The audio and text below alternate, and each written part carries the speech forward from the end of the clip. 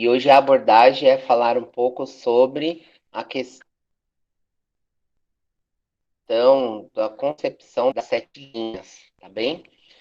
Nós iniciamos a primeira aula falando sobre a fundação da se organizou e aí a gente trabalhou toda a questão histórica da época, né? Tanto da parte aqui do humano quanto da parte da organização espiritual lá em Aruanda para a formação da Umbanda.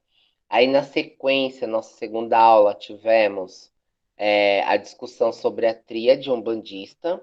Né? Não são todas as pessoas que comentam sobre a tríade ou conhecem sobre a tríade, mas ela é uma sequência depois, né, da formação da Umbanda, uma sequência de organização das falanges e da organização bem pessoas aqui, né, no plano terreno, que conseguiu compreender a importância e qual o significado daquelas três forças, que é Herê, Caboclo e Preto Velho, né? E qual o sentido disso na questão da pureza, da humildade e da sabedoria. E aí nós resenhamos sobre a, a visão dessas três falanges, né? Percebemos também que mostra uma questão cronológica na fé, no sentido cronológico de caminho, né? Que às vezes a gente entra na casa na Umbanda assim com aquela pureza inicial, depois a gente vai adquirindo a humildade por aprender as coisas, e lá no final, quando a gente se torna mais velho, né, a gente se torna assim conselheiros e sábios para poderem orientar as pessoas que estão entrando ali no trajeto da vida espiritual dentro da corrente de Umbanda. Então, a nossa terceira aula é sobre as sete linhas, e aí já começo a falar para vocês algo muito importante, como eu falei nas outras aulas, mas reforço nessa também, que algumas coisas da Umbanda, por ter sido por um bom tempo passada pela questão da oralidade, e depois ali em meados do, do da década de 30, 40, começou a ser produzida as primeiras coisas, depois deslanchou lá na época de 50, 60, né? E tivemos um boom aí de material didático a partir da década de 80 para cá, ficou meio inerte, e de 90 para cá começou a bombar. Então, a gente não tem uma cartilha fechada sobre as interpretações e questões de Umbanda, principalmente sobre algumas coisas de fundamento. Existe uma estrutura única que todo mundo segue, a crença nas sete linhas, a crença no único Deus, uma gira vai abrir com defumação, vai cantar para Exu, tem uma estrutura, mas a forma que cada casa caminha depende muito do seu sacerdote, do seu zelador, né? Ou depende da corrente a qual aquela casa de Umbanda se filia a uma escola plante, uma escola reflexiva de Umbanda. Então, quando falamos aí da questão das sete linhas de Umbanda, nós entramos também nesse contexto. Há várias interpretações com relação às sete linhas. Cada tipo de Umbanda, ou seja, cada tipo de escola de Umbanda, a Umbanda iniciática, a Umbanda popular, a Umbanda sagrada lá do Saraceni, a Umbanda esotérica de W. Mata e Silva, enfim, cada uma vai ter algumas interpretações. Mas num contexto único, na Umbanda como um único, é a crença na força das sete linhas. E é onde a gente vai resenhar aí um pouco para vocês. Então, assim, na apostila que eu passei para vocês, né, que eu elaborei essa terceira aula, vocês podem ver que foi uma apostila bem grande em relação a outra, que foi de 2, 3 páginas, né? Essa teve mais, ela teve 6 páginas, né? Por quê? Além de comentar sobre a questão das sete linhas de Umbanda, eu trouxe para vocês também as várias interpretações de algumas escolas umbandistas. Quando eu digo escola umbandista, eu digo um grupo de pessoas que segue aquele tipo de conceito. de ritual, de conceito, de magia, de fundamento e assim por diante. Então eu trouxe uma leva aí para vocês sobre essas vertentes que falam especificamente das sete linhas.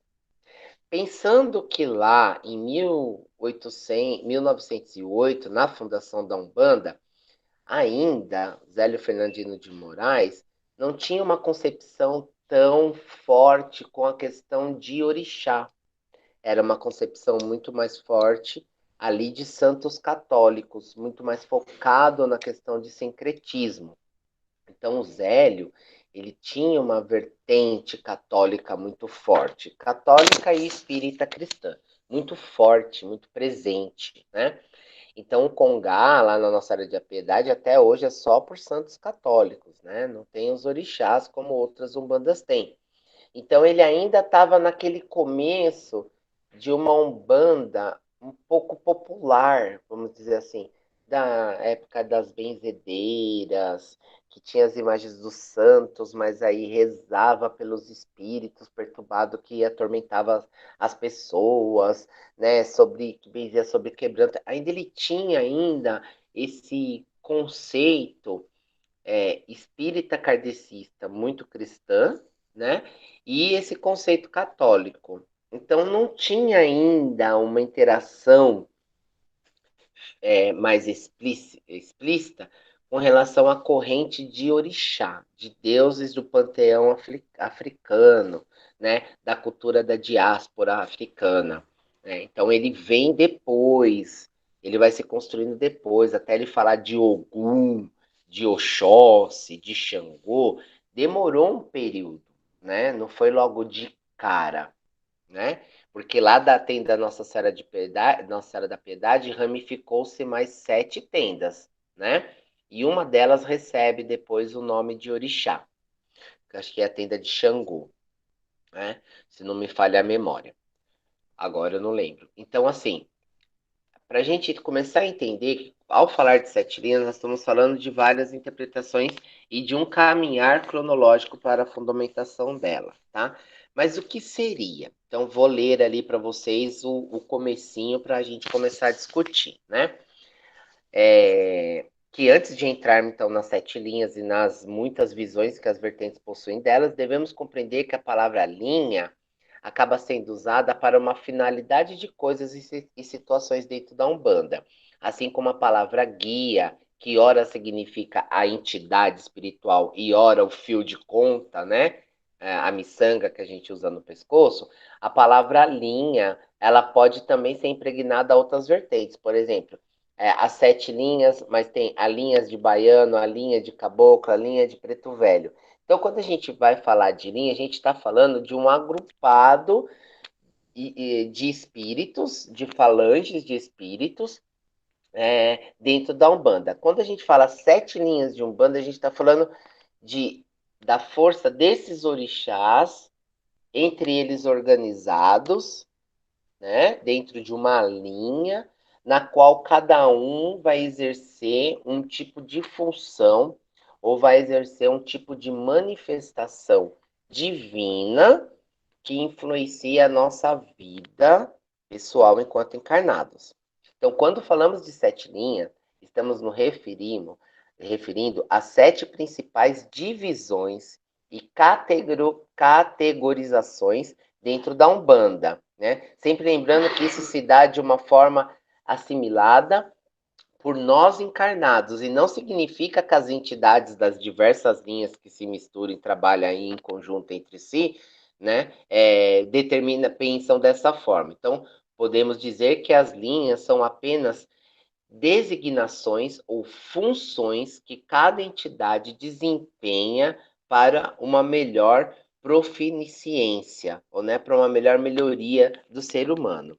Então, quando a gente vai falar de sete linhas, nós não estamos falando das linhas de trabalho com relação a os guias, né? Que vai ser a nossa quarta aula. Lembra bem, nossa quarta aula vai ser falar um pouco sobre a distinção de orixá, guia, entidade, o que é. Então, quando for falar agora sobre as sete linhas, que fique bem evidente para vocês que eu estou falando das sete linhas compostas ali pelos orixás, né? Então, você vai ver lá que no começo, né, das 7 linhas, você vai ter ali algumas interpretações, dependendo de cada momento histórico da Umbanda, e devagar vai se entrando alguns orixás.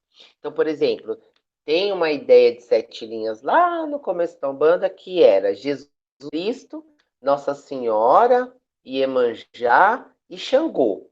Só isso que compunha a linha de Umbanda. Depois foi pensado, então, em Jesus e Oxalá, aí já começou o conceito dos orixás do panteão africano. Jesus, Oxalá, Nossa Senhora dos Navegantes e Iemanjá era uma linha, Ogum era uma outra linha junto com São Jorge, aí a outra, Xangô com São Jerônimo era uma outra linha e assim por diante. Pois mais para frente você vai tendo 7 linhas, para eles se compunham por Oxalá, Iemanjá, Inhansã, Xangô e Oxóssi. Nem era 7, era 5, né? E aí, com o decorrer do tempo, foram começando a se chamar 7 linhas e começar a colocar todos os orixás. E aí começa, então, uma pequena, vamos dizer assim, confusão. Então, as 7 linhas é referente aos orixás ou 7 linhas são 7 manifestações que esses orixás causam, né? São 7 orixás ou são 7 forças, né? Uma hora eles tiveram que parar para pensar sobre isso e discutir isso, e nesse período já existia ali os primeiros congressos ali de Umbanda, né? Então, o número 7, por que 7 linhas? A gente não está falando só de 7 orixá. Veja bem, no que nós estamos costumados, vocês que vieram da mesma tradição que eu e de tradições familiares, nós temos de orixá, né? Hoje na Umbanda. Oxalá, Iemanjá, Nanã, Oxum e Ançã. Oxóssi, Xangô, Ogum, Obaloaê, Cosme, Damião e Doum. E Nanã, 11, né? Falei Nanã. Já vai dar aí 12 orixá, 11, 12 orixá. Então seria, meu Deus, 12 linha? Não. É aí que vai começar a se interpretar a questão das 7 linhas. Mas vocês já se perguntaram por que usam o termo 7 linhas, né? Era só porque lá no começo se tinha, no começo da Umbanda, só 7 orixás? Não, não é especificamente isso. A gente compreende que o número 7 ele tem uma significação muito forte com essa questão mística. Então, o número 7 ele vem representar uma perfeição, né? Teremos dentro das 7 linhas, então, todas as estruturas necessárias do universo para trabalhar, então, com a Umbanda. Porém, muitas pessoas confundem 7 linhas com 7 orixá. Não é isso. São 7 estruturas de trabalho, 7 estruturas de força, 7 estruturas de manifestações que existem em toda a criação, em todo o universo, que favorece para nós umbandistas ativar essas forças e trabalhar a nossa espiritualidade, trabalhar para o nosso bem e trabalhar pela harmonia de todos, né, do conjunto do todos. Então, o número 7 traz uma representação de uma questão de perfeição. Então, ele é um número cabalístico tanto para os cristãos, né? Então, Deus criou o mundo em 7 dias, né? Você tem os 7 pecados capitais, você tem os sete dons de Deus, você tem por exemplo, os 7 dons de Deus, você tem os 70 dias, os 70 vezes 7, né, naquela parábola. Quanto que eu devo perdoar meu irmão? 70 vezes 7. Então, você tem o número 7 como um número muito completo, né? Tanto que existe, então, o candelabro lá judaico, que ele é parecendo um garfo de pombagira, né? Que vem 7 colunas para colocar 7 linhas. Então, fica uma central, 3 de um lado, mais 3 do outro, formando. Opa, mais 3 do outro, formando. Baixa um. E o 3 do outro, formando um 7, né? Que representa, então, essa perfeição. Que representa também o número 7, aquela cobra que morde o próprio rabo. Então, dá o sinal de continuidade e de não fim, de sempre fim e renovação, né? A própria cobra que morde ali o próprio rabo, né? Então, quando, já fique claro para vocês, quando falamos de 7 linhas, não estamos falando de 7 orixás, nós estamos falando de 7 forças na quais esses orixás que nós acreditamos se compõem. Tem umbandas que vão fazer o culto de Obá, de Logum-Edé, de Obá, Logum-Edé, de Ossan, né? Que são lá os orixás que hoje se tem no candomblé brasileiro, né? Na religião de culto ao orixá do Brasil, que é o candomblé. Você vai ter a Umbanda, por exemplo, do pai Rubi Saraceni, que tem o culto a Igunitá, que tem o culto a Obá, né? Outros orixás. Ah, mas aí então as 7 linhas fica com defasagem? Não, não fica com defasagem. Porque não importa quais os orixás que estejam na linha. Então, por exemplo, se a sua Umbanda trabalha com 9 orixá e a outra trabalha com 12 e a outra vai trabalhar com 16, não importa. As 7 linhas são as 7 manifestações. E esses orixás, através do conceito de cada escola pensante de Umbanda, entram nesse conjunto de forças, tá? Então, é importante a gente entender um pouquinho isso. Quando não tem uma coisa extremamente fechada, quando se fala das 7 linhas, não pode especificamente que bata o nome dos orixás com cada linha efetiva. Não importa que cada linha tenha o mesmo nome, o mesmo significado.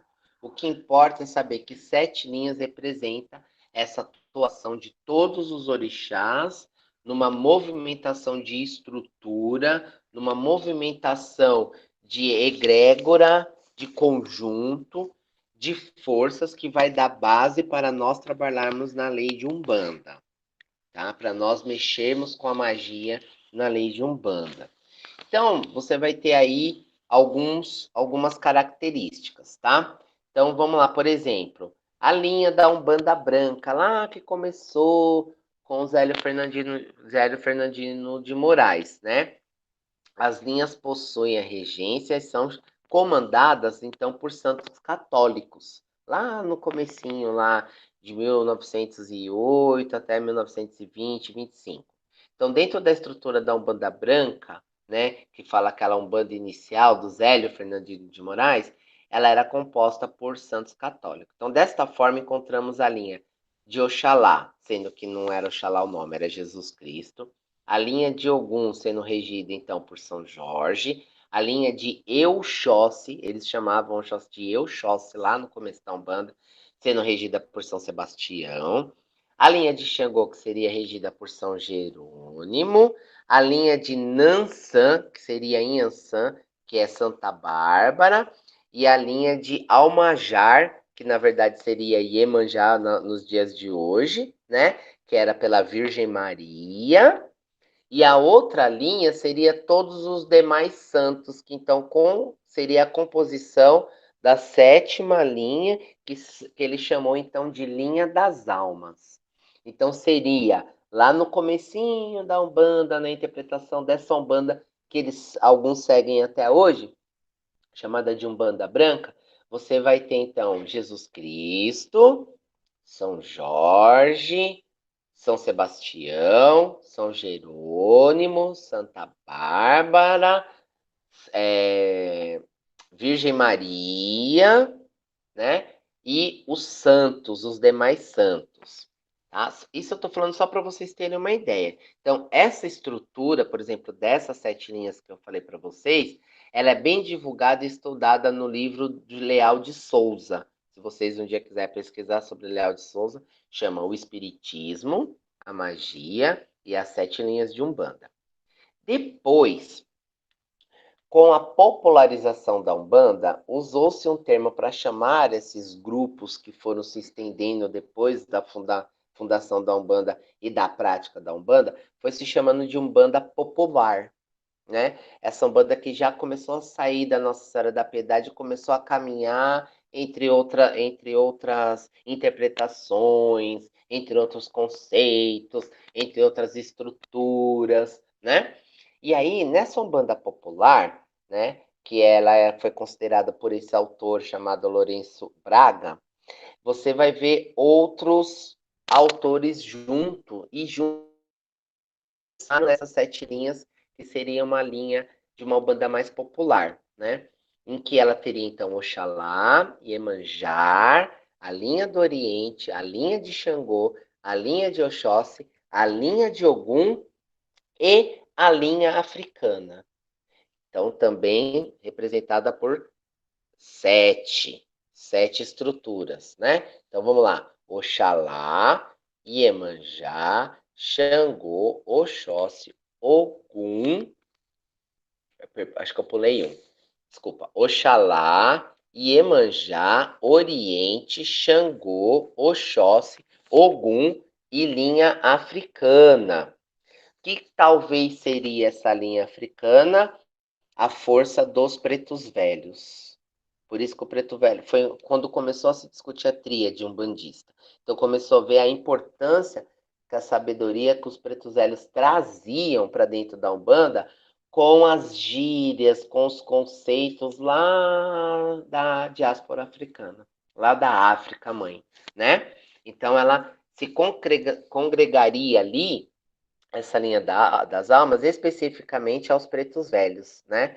É, com exceção a uma linha de entidades envelhecidas que eles chamavam de quenguelês, que ela já entraria mais para Xangô, por isso que aqui tem aquele Xangô mais velho da mão assim, né? Vem talvez um pouco dessa influência desse grupo aí de quenguelês, né? Dessas entidades de quenguelê, que eles falavam também que tinha uma certa força de magia por São Cipriano, né? Aí já envolve aquele mistério da magia, da macumba e assim por diante, né?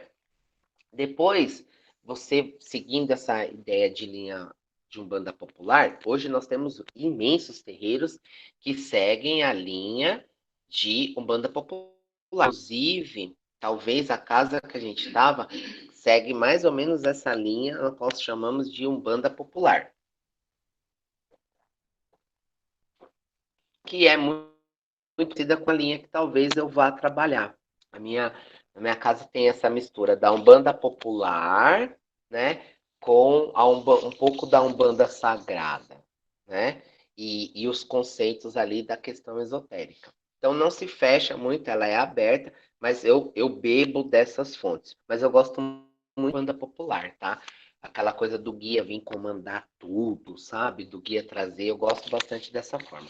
Então, hoje, nós temos um terreiro até hoje que segue uma linha de Umbanda popular, que é muito forte, muito conhecido, e eles trouxeram diversos tipos de cultura para nós, que existe até o Pai Maneco, né? Então, essa ideia está muito perto da estrutura ali do terreiro do Pai Maneco, que é a outra fundamentação dessas 7 linhas que progrediu dentro dessa Umbanda, vamos dizer, mais popular, que é a linha de Oxalá, Ogum, Iemanjá, Inhansã, Oxóssi, Oxum e Xangô, né? Basicamente, os orixás que mais se fala na Umbanda, né? Que quando a gente fala dos orixás de Umbanda, poucas pessoas falam de Obaloaê, de Nanã, né? E de Cosme Damião e Doum. Então, Oxalá, Ogum, Iemanjá, Inhansã, Oxóssi, Oxum e Xangô. 7, né? Mas a gente tem a crença em Nanã, Obaloaê, Cosme e Damião e dou 1, 10. Né? Então, a gente percebe que aqui, no caso, as 7 linhas, por exemplo, o Nanã entraria numa linha ou na força de Iemanjá ou na linha da força de Oxum, por causa das águas. Porque tem algumas umbandas que seguem essa ideia. A linha das águas, a linha do fogo, a linha do ar, a linha da terra, a linha da alma e a linha da magia. 7 forças também. Então, a umbanda mais popular, quando se pensa em 7 linhas, se pensa nessas entidades.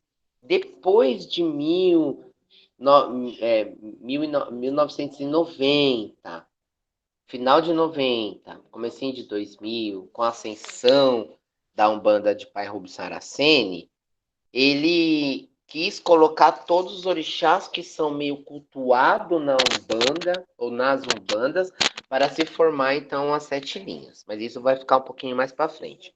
Depois dessa Umbanda mais popular, a gente teve uma Umbanda, que é uma Umbanda esotérica, que é do Pai Ribas, que veio também de uma sequência do W.W. Mata e Silva, que eles imaginaram, eles pensaram, eles estruturaram a questão da linha, das 7 linhas, né? Dentro de uma vertente, pensando-se na Umbanda, pensando nas raízes que tinha na Umbanda, né? Nas raízes de Guiné, eles tinham um estudo aprofundado do conhecimento de Ifá, de signos, então se tornou a banda esotérica ou a umbanda iniciática, que é lá, né, do que eu falo para vocês, do W.W. Mata e Silva, depois vindo aí com o pai Ribas, enfim, que eles têm uns símbolos para orixás, né? Uns aerogrifos, eu não sei se é esse o termo, que desenham, né, e que representam os orixás, lá, Oxalá, Ogum, eles, no terreiro deles, se vocês forem colocar lá um bando iniciática, você vai ver que às vezes eles nem imagem têm, eles têm os quadros com os símbolos que representam os orixás. Então, assim, isso daí eu tô falando da ideia de se pensar nessa banda aí, quando ela começou a surgir, foi no meados de 1956, mais ou menos, né? Com esse pai de santo que eu falei para vocês, que era o W.W. da Mata e Silva. Então ele trouxe uma revelação do pai Guiné, que era a raiz de Guiné, que era a raiz do seu preto velho, uma concepção de linhas também nessa Umbanda iniciática, que seria a linha de Orixalá, seria Oxalá, Ogum, Xangô, Oxóssi, Iemanjá, Ioromi e Orimá. Ioromi seria as crianças, Iorimá seria os pretos velhos. Então aí já começa também a entrar dentro do conceito das 7 linhas as falanges atuantes da Umbanda. Lembra que eu falei da influência da tríade? Os orixás principais, ou os guias principais, né? Talvez seja essa influência, porque nós estamos falando ali do ano de 1952 para frente, ali até quando viveu WW da Mata e Silva, e depois continuou-se pelo o pai Ribas, que morreu, e agora passou para a mulher dele, que além de ser mãe de santo de Umbanda, é mãe de santo de Candomblé, mãe de santo de Jurema, eles têm essas misturas. O Ribas também. Ele era pai de santo da Umbanda, pai de santo do Candomblé, pai de santo da Jurema, pai de santo da Quimbanda. O cara é pai de santo de tudo, né? Mas é legal, eles têm um jeito de trabalhar muito interessante, que particularmente eu não gosto, mas é muito interessante, muito bem, assim, muito bonito, por sinal, né? É, deixa eu ver se eu só falei certo para vocês. Desculpa, eu falei errado. Eu troquei Orimá por Ori. Eu vou ler direitinho aqui.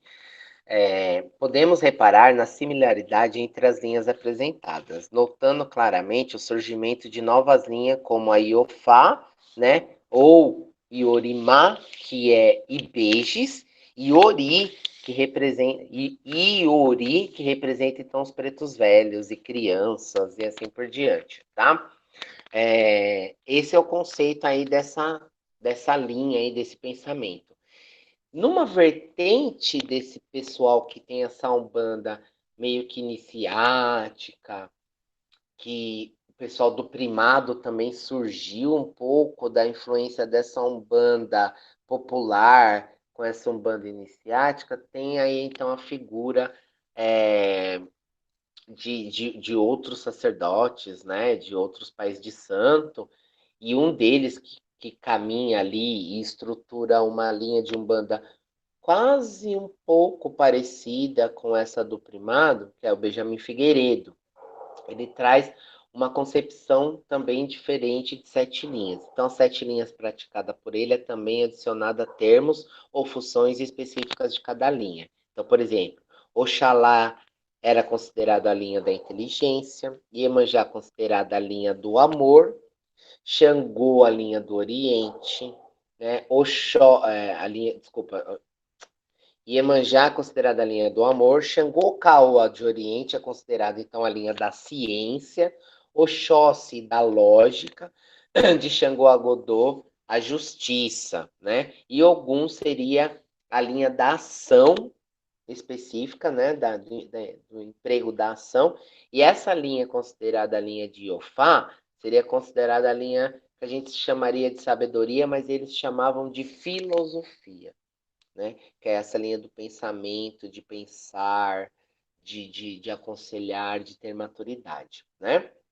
E aí a gente vai chegando ali em alguns conceitos, né?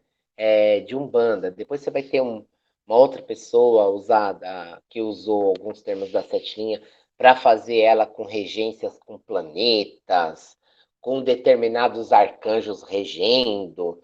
Eu vou deixar vocês lerem isso, porque vai fazer muito sentido para nós, porque a gente já tem uma forma de pensar e de caminhar. Mas Lourenço Braga traz um pouco dessa forma. A linha de Oxalá, ou linha das almas, aí já mudou, né? Oxalá já seria a linha das almas, não da inteligência, das almas seria as africanas, agora colocou a linha das almas para Oxalá, né? Então, Jesus Cristo na força planetária de Júpiter, com o comando ali de Iemanjá, com a linha das águas, com regência de São Gabriel, com a força planetária de Vênus, que é a grande mulher, né? Então, tem o pessoal que vai viajando. E aí a gente chega, então, aí no último pensamento de sete linhas de Umbanda, né? Que seria da Umbanda sagrada, né? Pensada, estruturada ali por Pai Rubi Saraceni, na qual formou diversos outros pais de santos da modernidade, da atualidade, do cotidiano, como Alexandre Cuminho, como Mônica, como Fabiana, lá que tem os conceitos dela, como a influência para o Alan Barbieri. Lembrando que pai Rubens Saraceni foi um discípulo de pai Ronaldo Linhares, que é o dono da Federação do Grande ABC, que comanda ali o Vale dos Orixás, que hoje, para alguns umbandistas, ele é considerado o sucessor de Zélio Fernandino de Moraes, pelo fato de que pai Ronaldo Linhares conheceu e sistematizou as ideias de Umbanda, porque até então a Umbanda não tinha nada escrito. Por Ronaldo Linhares ser, né, que ele está vivo, e quando a gente vai no Vale, eu sempre vou lá cumprimentar o pai Ronaldo, por ser jornalista, e aí quando a Umbanda chegou aqui em São Paulo, ele quis conhecer esse culto, então ele foi através de muita pesquisa, sem internet como tem hoje, então ele caminhou bastante para chegar até Pai Zélio Fernandino de Moraes, né? E quando lá ele chegou, ele conversando com o Pai Zélio pediu para ele anunciar, né, tornar público alguns escritos ali da Umbanda de Pai Zélio Fernandino de Moraes, né? Então algumas pessoas consideram Pai Ronaldo um sucessor de Pai Zélio, né? Que é lá do Vale dos Orixá, da qual Rubens foi iniciado, que foi, pelo que eu entendo, estudou nas barcas que o pai Ronaldo Linhares tem, as barcas de sacerdócio, de um sacerdote de Umbanda. Então, Rubens Saraceni comungou ali desse sistema de curso de sacerdote, e depois Padre Rubens Saraceni formalizou a escola dele, com o pensamento dele, com as teorias dele e assim por diante. Então, essa Umbanda sagrada, ela traz uma interpretação das 7 linhas que particularmente eu gosto, porque traz um significado um pouco mais apurado e talvez consiga ajustar a força dos orixás, certo? Do que a gente cultua hoje, na sua grande maioria, né? Dentro desse princípio evolutivo, dentro dessas leis universais, dentro dessas forças divinas, dentro dessas 7 manifestações divinas que rege o ser humano, que cuida do ser humano e que está de acordo com a tudo que existe, a lei do universo, né? Aos cosmos, a natureza aqui no planeta, a energia que rege em outros planetas e assim por diante. Aonde eu tenho uma determinada crítica não com esse formato das 7 linhas, mas uma crítica ali com a ideia de Pai Rubi Saraceni. Olha, eu criticando Pai Rubi Saraceni. Pai Rubi Saraceni. É que ele pensa num conceito de alguns orixás, de algumas forças de orixá que existem até hoje, no culto de religião de matriz africana, seja candomblé, e aí com orixá, inquice, vundum e assim por diante.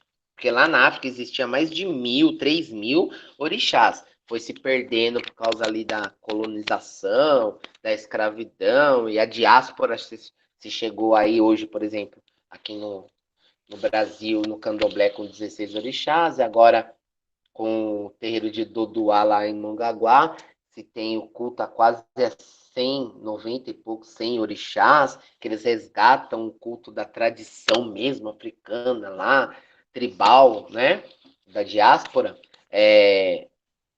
Mas Pai Rubens Saraceni, para dentro da Umbanda, do que importa para nós enquanto banda, ele conseguiu sistematizar de uma forma legal. Porém, ele dá nome, ele cria um nome para alguns orixás.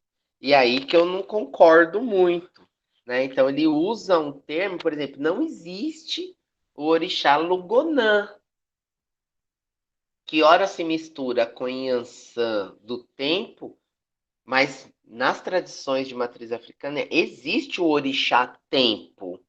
É tempo, maculá de lê. É tempo, maculá tatá. Né? Sara tempo, tempo Sara, Sara tempo. Saudação a tempo. É o orixá. Vem de chapéu de palha, com, com algumas fibras penduradas, né? Mas aí ele, sei lá, nas revelações que ele tinha, nas intuições, ele deu nome de Lugonã, né? Então, assim, é aí que algumas pessoas divergem ali um pouco do pai Rubi Saraceni.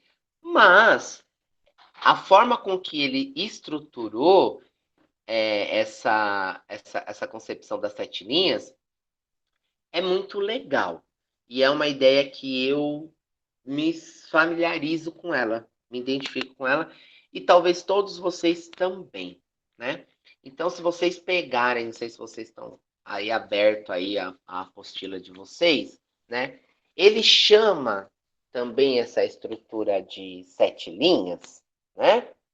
Em tronos. Então, aqui ele começa a não dizer especificamente 7 linhas, mas ele fala de 7 tronos. 7 tronos que seriam a manifestação divina da criação.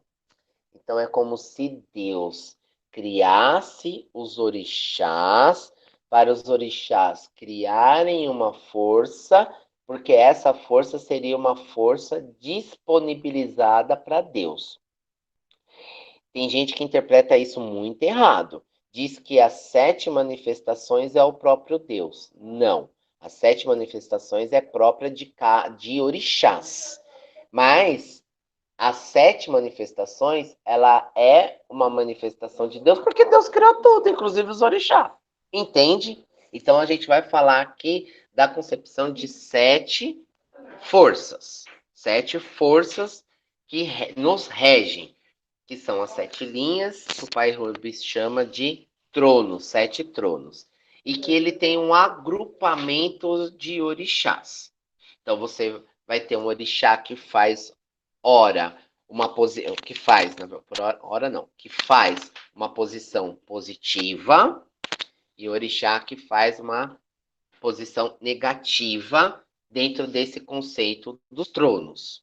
Então é isso que eu quero abordar com vocês, essa sequência, porque eu acredito ser a mais familiarizada com a forma que eu penso, com a forma que a casa e assim por diante, e que mistura-se com todos os outros pensamentos, seja da Umbanda popular, Umbanda iniciática, e assim por diante, Umbanda africanista, seja lá como for. Então são os tronos elementares, que está lá na nossa última folha da apostila que eu passei para você. No centro você vai ter então Olorum, Deus, né? Que irradia essas 7 forças, esses 7 tronos, aonde dentro dela você vai ter 14 orixás. Na concepção de Pai Rubens Saraceni, por exemplo, nenhum de nós cultuamos Obá, de vocês, na grande maioria, né? Não cultua Obá, não cultua o Xumaré, não cultua, por exemplo, Egunitá, mas nessa força Pai Rubens Saraceni colocou, e eu entendo que ele colocou, para dar uma função e para bater um orixá positivo e um orixá negativo nessas 7 forças das 7 linhas que ele chama de 7 tronos. Então, sim, cada um vai inventando um jeito, mas o conceito, no fundo, é o mesmo e é isso que nos importa. Então, o Olorum está lá no centro, Deus está lá no centro, todo lindo, onipotente, e ele distribui essa energia. Então, nós temos de conhecimento o trono, né, da fé, o trono do amor, o trono do conhecimento, o trono da justiça, o trono da lei, o trono da evolução e o trono da geração.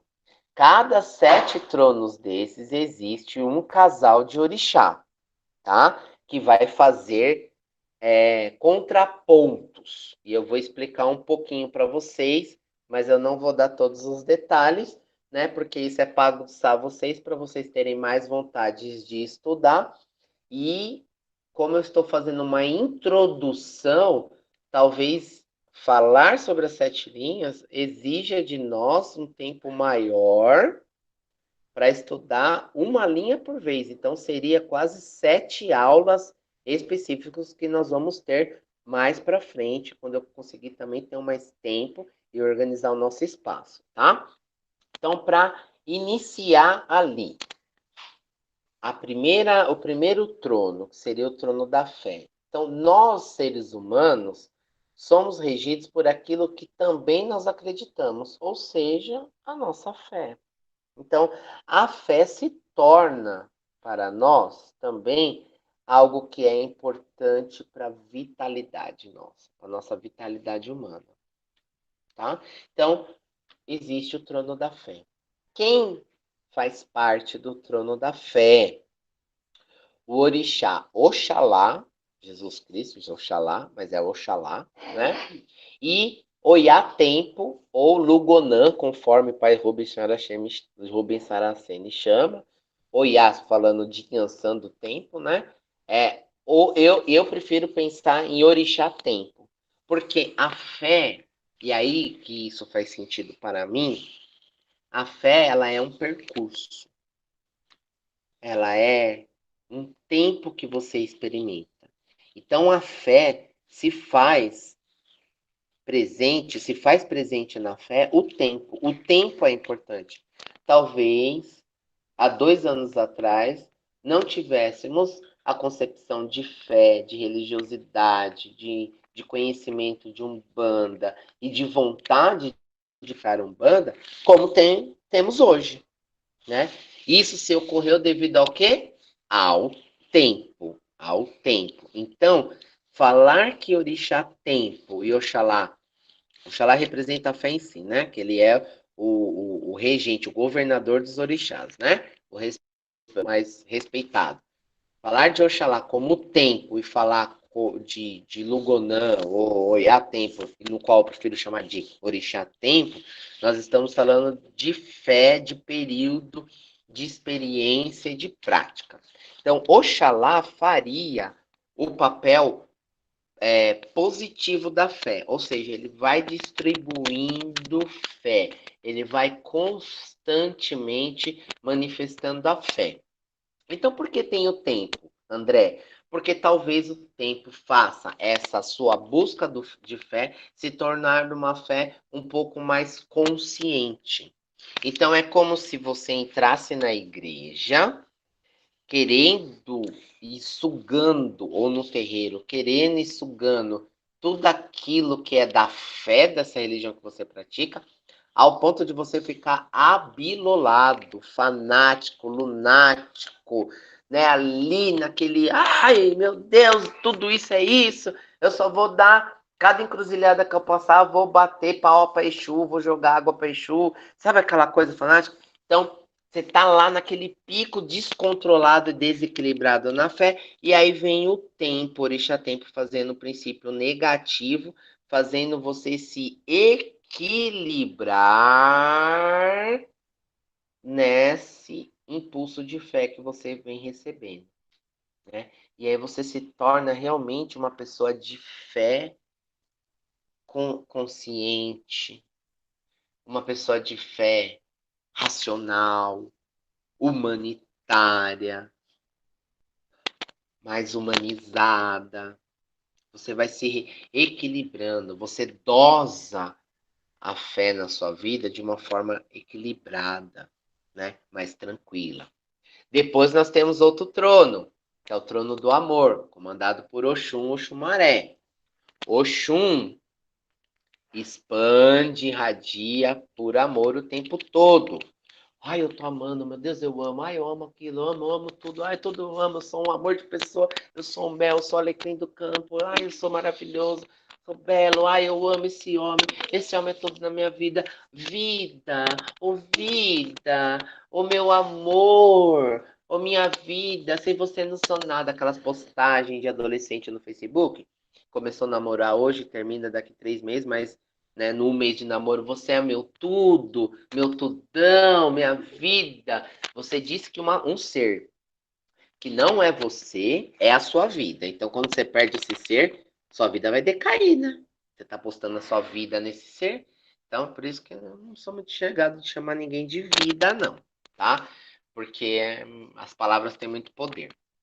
Isso é André, tá bom? Coisa de neurose de André.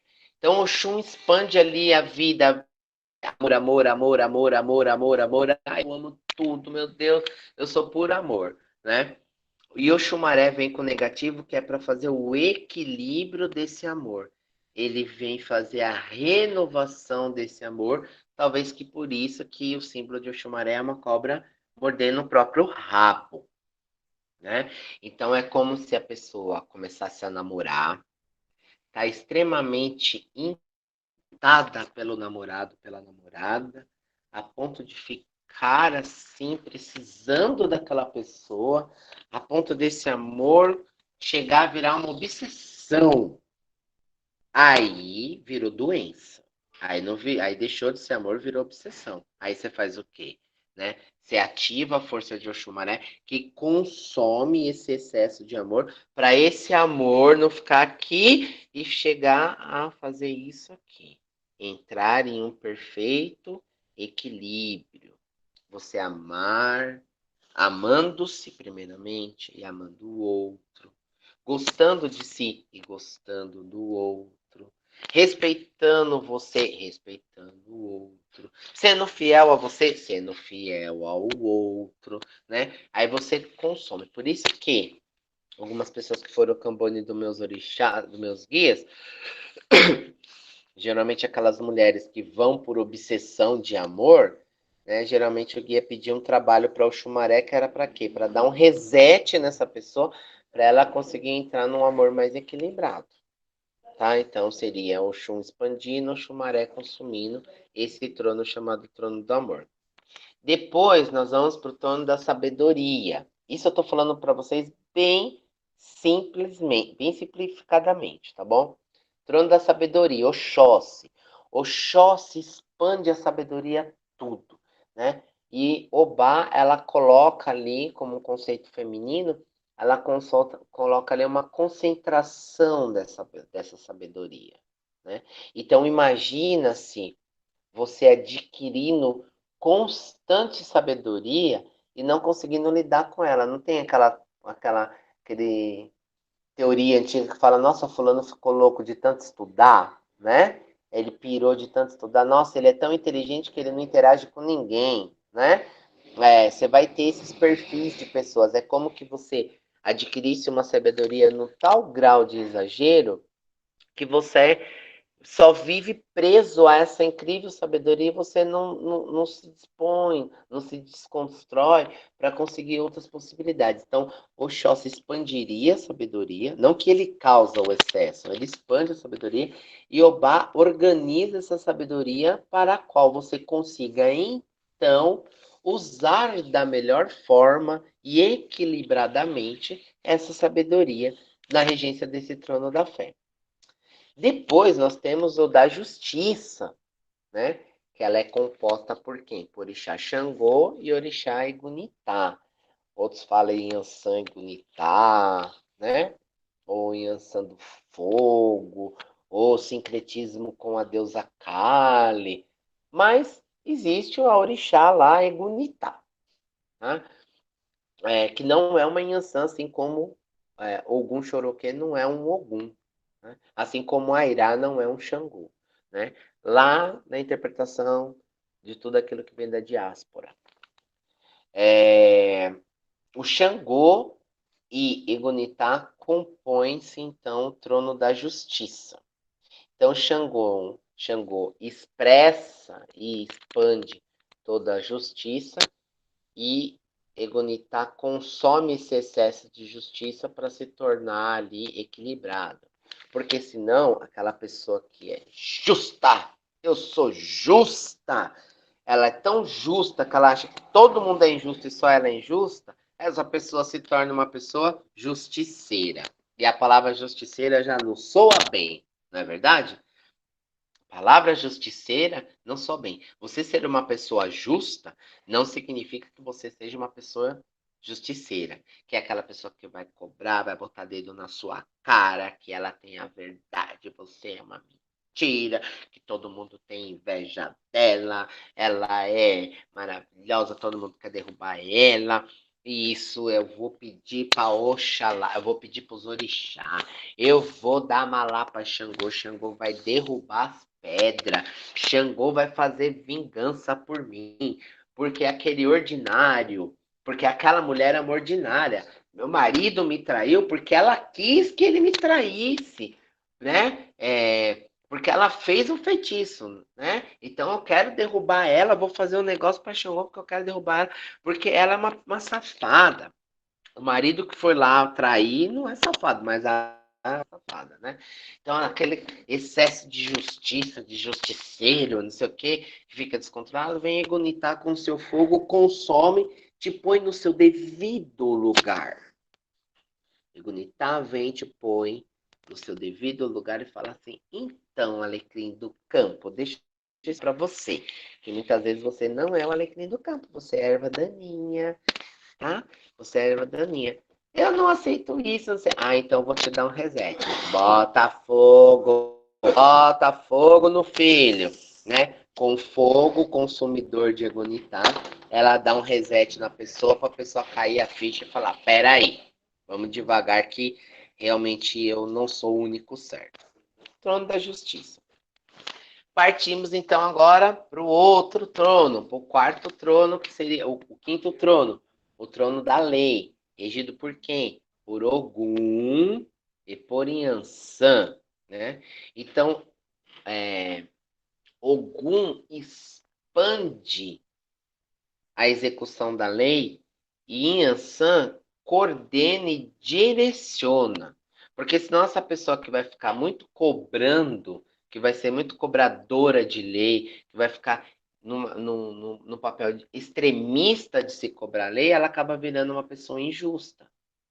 Aí está, por exemplo, atuações de milícias constituída por policiais, que está ali para cumprir a lei, eles perpassam ao poder que a eles é institucionalizado, ou o poder a qual eles devem fazer, e eles se acham acima da lei e começam a executar ali pessoas. É a mesma forma que esse trono da lei, um exagero de lei. E aí vem San, né, com os seus ventos, soprar e determinar e mostrar os caminhos para que isso seja uma execução de lei justa.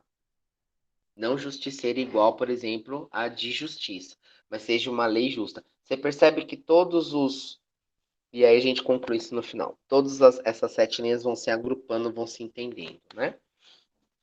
Depois temos a lei do trono da evolução, na qual temos Nanã e Obaluaí, né? O trono da evolução, dentro do mesmo princípio, ele irradia constantemente para você se evoluir, então você vai galgando ali um ciclo forte na sua vida, né? Determinando um ciclo forte na sua vida. Aí você se apega tanto àquele ciclo que você não consegue sair dele, fica viciado nele, e às vezes você precisa ter um reset para finalizar esse ciclo, para abrir um outro ciclo e você conseguir realmente fazer uma evolução, né? Conseguir galgar outros caminhos, outras forças. Então, o trono da evolução, com Nanã Buruque e Obaloê, é Nanã expandindo, né? Assim, o ciclo desse seu princípio de evolução, e Obaloê colocando ele, né? Colocando ele, dando o tempo certo para cada evolução. Por exemplo, estudar. Você começa no prezinho, aí você finaliza o prezinho, vai para o ensino fundamental, finaliza o ensino fundamental, vai para o ensino médio, finaliza o ensino médio. Para você finalizar, para você ir para a faculdade, você tem que finalizar o ensino médio. Então, precisa-se finalizar ciclos para você prosseguir para o outro, para você evoluir. Então, Nanã dispara, o Baluaê vai lá e consome. Ou o Baluaê tem hora que consome, que aí chegou ali ao final, você fala, meu Deus, não tenho mais nada para fazer, vem Nanã e ajuda a expandir a sua evolução, e aí aparece um curso ali, um outro emprego a colar, uma outra possibilidade de estudo de outra coisa, uma mudança de religião, uma mudança de entendimento de religiosidade, e assim por diante. E aí, chegamos então ao último ali, dentro desses 7 tronos, ou 7 linhas, ou 7 manifestações, que é o trono da geração, onde Iemanjá gera a vida constante. Imagina aquela mulher parideira, fica parindo vida constantemente, e vem o Molu com a morte, vem o Molu para finalizar aquele ciclo, né? Então, esse trono da geração é tudo aquilo que você produz constantemente, né? Você vai ter que ter momentos de dosar essa produção, porque senão fica extremamente repetitiva. Por exemplo, aqui vamos falar de uma coisa, por exemplo, muito pontual, né? Vamos dar o exemplo, sei lá, do Paulo Gustavo, que foi aí um assunto de mídia, né? Cara alegre, divertido, muito animado. Quanto tempo esse cara ficou lutando pela vida, né? Quanto tempo ele ficou lutando pela vida, querendo viver, buscando vida, correndo atrás de vida, mas o corpo não respondia mais a essa vida, né? E aí ele ficou ali dentro de uma dor, ele ficou preso àquilo, né? Ele querendo viver, o corpo não respondendo para aquilo, e ele vai entrando naquele sofrimento prolongado, né? Na qual todo mundo já sabia qual seria o fim, né? Todo mundo já sabia, passou mais de 3 meses, é muito difícil, né? Então, se ameniza esse sofrimento, se acaba esse sofrimento, quando há a atuação da morte. E na vida, André, na geração, quero ficar na barra da saia de minha mãe. Vou ficar na barra da saia de minha mãe. Minha vida é comandada pela minha mãe. Eu casei, tenho filho, tenho uma esposa, Quem manda na minha casa é minha mãe. Então aí vem as tretas dentro de casa, vem um monte de coisa. E aí você tem lá 40 anos, 50 anos, ou 12 anos, ou 11 anos, né? Sua mãe morre, né? Você perdeu aquilo que te gerava o tempo todo, né? Que colocava seus percursos, seu caminho. Sua mãe morre, né? Sua mãe falece. E aí você vai começar a viver agora, talvez, a sua vida pensando no você e em você, e só talvez no que te agrade, no que te convém, no que te favorece, no que te desagrada, no que te desfavorece, no que te faz dor, né? Você vai ter um princípio de geração constante, mas para você se movimentar e talvez continuar se gerando, talvez tenha necessidade de haver uma finalização de alguma coisa, de alguma pessoa, ou do próprio tempo, né? Que é, se a gente for pensar pela racionalidade, as mães vai morrer vai morrer primeiro que os filhos, né? Pensando nessa ideia que a gente tem, né? Então, a gente aprende também com o trono da geração. E também vai chegar a nossa hora ali de dizer, talvez, num momento muito sofrimento, falar assim: quantas pessoas vocês já ouviram falar que a pessoa passou ali por uma doença tão grande que ela falou assim: ah, eu cansei agora de sofrer, eu quero ir embora, né? Ela aceita a finalização para ela continuar um outro processo geracional num outro espaço, num outro tempo, numa outra vida. Então, finalizando essa ideia dessa concepção dos sete tronos, pensado por Rubi Saraceni, que compõe essas sete linhas, que compõe os orixás que nós cultuamos, nós vemos que todos eles fazem em si uma junção. E não acontece por etapas específicas, ela é um todo acontecendo a todo tempo e a todo momento. Então a geração, a justiça e o conhecimento tá junto. Você pensar no juiz, né, julgando uma causa ali pro veredito do destino seu, ele vai estar ele vai estar sendo usado, ele vai estar usando mais do que um trono. Então ele vai ter lá a sabedoria, então ele vai ter que ler lá todos os processos, talvez, ou alguma coisa nesse sentido, né? Para ele vir com a interpretação das leis para saber se você infracionou ou não, para você depois finalizar com a justiça, ou seja, com a sentença, que vai definir ali na vida da pessoa se ela vai e que momento ela vai ter, né? E ele vai finalizar ali aquele processo. Talvez aquele processo seja ao furto, não ao processo de homicídio. Aí é uma outra finalização que a pessoa vai estar passando outro ciclo. Então, os tronos, eles não acontecem assim em períodos. Ah, eu nasci e vou começar pelo trono do amor. Depois eu cresço, eu vou ter no trono do conhecimento. Depois que eu tenho conhecimento, eu fico uma pessoa muito justa. Depois de ter toda a justiça dentro de mim, eu posso determinar as leis e posso executar essas leis, porque eu determino como vai ser a evolução das coisas, porque eu vou dizer quem deve viver e quem deve morrer, né? Então assim, não é nesse sentido.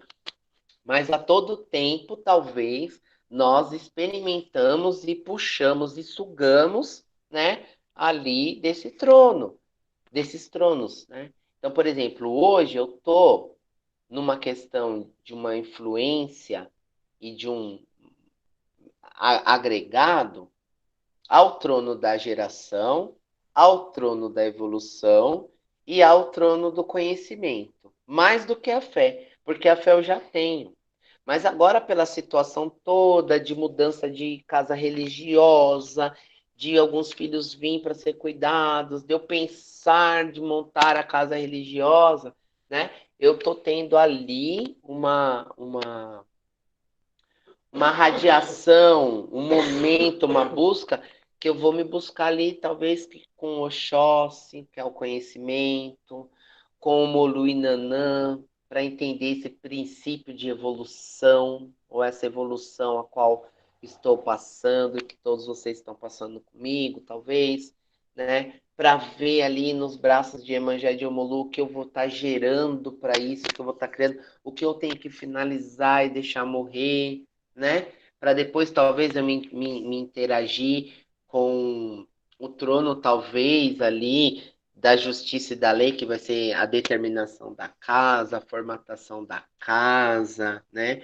Que vai estruturar a gente para fazer da caridade, que aí eu vou me interligar com a força do trono do amor.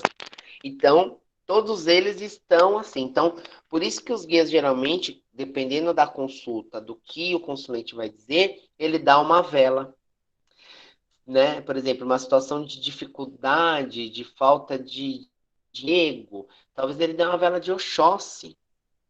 Oxóssi representa a fartura, mas também representa esse trono que eu falei para vocês, que é o trono do conhecimento. Então, talvez para ele buscar mais conhecimento, adquirir um curso para melhorar o currículo e aparecer um emprego, e assim por diante. Então, nessa concepção dessa Umbanda, no critério do Rubens Saraceni, com a ressalva aos nomes que ele deu ali, a questão de Lugonã, né? Eu acho ela mais próxima daquilo do que eu acredito, daquilo que eu me mais familiarizo. Porém, existe uma falha, porque não entra Ibeje, não entra Cosme Damião, não entra criança e não entra Exu. Não entra Exu. Talvez Cosme Damião e Dom entraria no trono do amor, ou lá com Iemanjá no trono da evolução, e Exu, talvez, como um grande executor, entraria lá junto com Yansan e com Ogum? Não sei. Talvez algum dia alguém vá mexer nisso aqui e ver em qual parte dessa linha Exu, Pombagira, Caminhão e os Ibejas entrariam, né? Na qual elas entrariam. Porque Exu também é um orixá. Se vocês hoje me perguntassem qual eu me encaixaria aqui com Exu, eu dizia que era o trono da lei, né? Entre o trono da lei e entre o trono, talvez, da justiça, porque Exu é guardião também, né? Mas essa questão da postura do soldado em guarda, né? Cumprimento da determinação, talvez encaixaria ele no trono da lei, talvez como Damião e Dom, pensando no poder de cura ou na inocência, eu colocaria ou no amor ou talvez no trono da evolução, ou talvez no trono da geração. Mas isso, não estou nem um pouco preocupado em pensar nisso agora, né? Porque talvez Cosme, Damião e Dom seja a comunicação de todas essas linhas, talvez Exu seja a comunicação de todas essas linhas, porque nas 7 linhas de Umbanda ainda nós temos essa falha. Não se considera Exu. Só se fala em 7 linhas de Umbanda a questão dos orixás da direita e não da esquerda, né? Então, quem sabe as gerações futuras terão outras compreensões e talvez essas 7 linhas nós tenhamos outras fontes de energia. Tá bom, pessoal? Vou finalizar aqui a gravação, Vinícius. A gente finaliza aqui, porque as perguntas eu acredito que não seja importante para estar na gravação, para ficar só entre nós. Então, eu finalizo a gravação sobre essa aula das 7 linhas agora.